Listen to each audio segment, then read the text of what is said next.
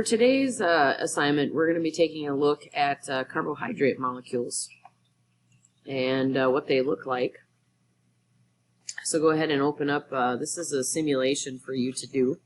You don't need to know a whole lot before you do it other than following some directions. So there are some pre-lab questions here, which would be review for you, hopefully. And then it's taking a look at what do monosaccharides look like. Monosaccharides are the simple sugars that we have in our life.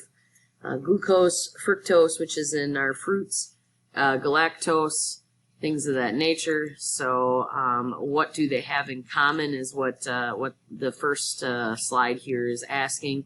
What are the elements that they have in common here? And then it asks you to add subscripts to this. Subscripts are the numbers that go next to the carbon, the hydrogen, and oxygen here. So in glucose, you would count how many carbons there are. So in this case, it's 1, 2, 3, 4, 5, 6. So glucose would have 6 carbons there, and that's the subscript that you would put. I'm going to leave that in there. I'm assuming it'll transfer over since everything else does in Google Slide Decks.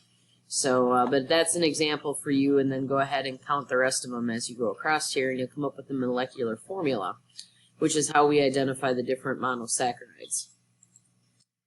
Then there's some questions here, and then we get into building and breaking. So if you follow the directions here, it says add the parts of the water to the drop.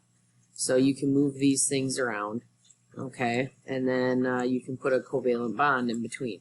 Pretty simple. Again, if you follow the directions here in this little box, you should be able to get that taken care of.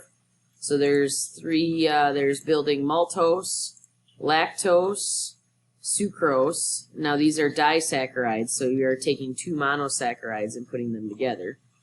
And then the next 3 slides is breaking them apart. And it's the opposite of building them. So follow the directions here.